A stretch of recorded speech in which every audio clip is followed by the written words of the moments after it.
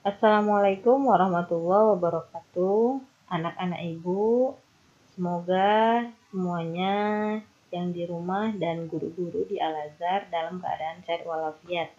Baiklah anak ibu, kita akan mempelajari tentang himpunan dalam pembelajaran semester genap ini. Apa itu himpunan? Himpunan adalah kumpulan benda atau objek yang didefinisikan secara jelas.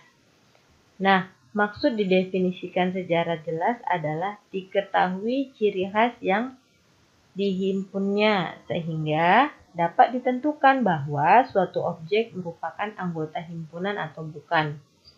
Benda-benda atau objek tersebut dapat berupa orang, binatang, buah-buahan, bilangan, dan lain sebagainya. Contoh himpunan adalah 1. Kumpulan siswa kelas 10A SMA Al-Azhar Medan yang gemar menari. Nah, contoh yang pertama ini kan jelas ciri-cirinya.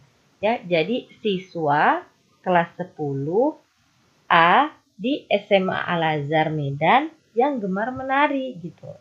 Nah, contoh yang kedua adalah kumpulan bilangan asli yang kurang dari 5. 3.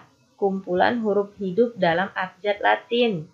5. Kumpulan nama-nama bulan dalam 1 tahun pada tahun Masehi.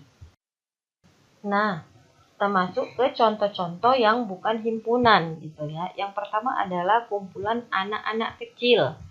Kedua, kumpulan anak-anak bodoh.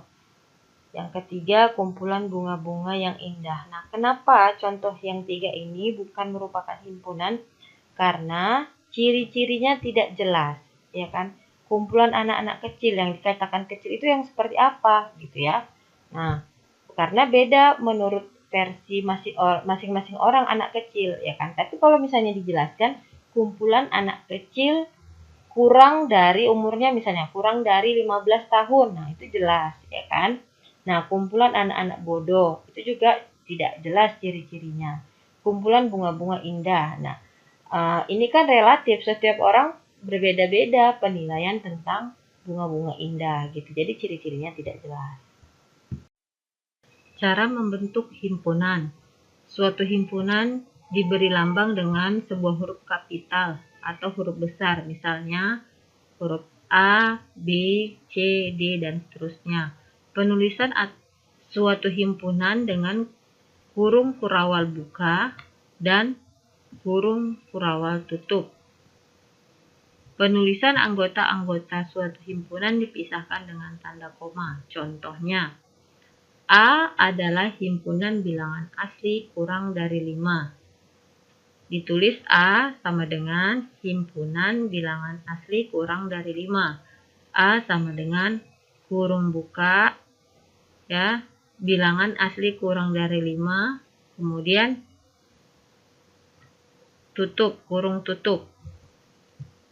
Kemudian contoh yang kedua adalah B adalah himpunan huruf hidup dalam abjad Latin. Ditulis B sama dengan himpunan huruf hidup dalam abjad Latin.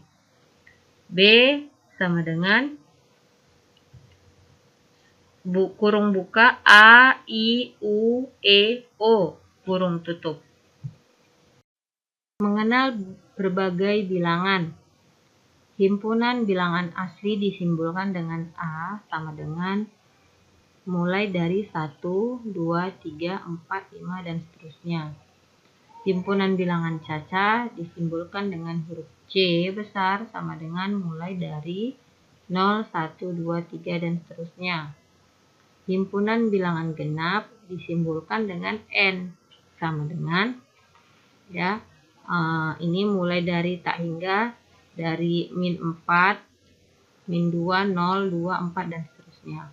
Kemudian himpunan bilangan ganjil disimbolkan dengan L, itu sama dengan, ini banyak sebelum -3 ya, misalnya dimulai dari -3 berarti -3, -1, 1, 3, 5, dan seterusnya. Himpunan bilangan bulat disimbolkan dengan B,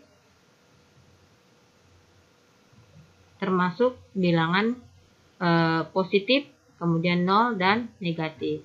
Nah, sedangkan himpunan bilangan real atau nyata disimbolkan dengan R. Ya, himpunan bilangan kuadrat disimbolkan dengan K. menentukan banyak anggota himpunan. Contoh, B adalah bilangan bulat antara 3 dan 11. Sama dengan 4, 5, 6, 7, 8, 9, 10. Jadi, banyaknya anggota himpunan B itu sama dengan 7. Kemudian G itu sama dengan bilangan genap. Jadi, himpunan bilangan genap, banyaknya himpunan bilangan genap tak hingga ya. Kemudian P adalah bilangan prima antara 13 dan 15. Nah, tidak ada himpunan bilangan prima, anggota bilangan prima antara 13 dan 15, sehingga banyaknya anggota himpunan P adalah 0 ya.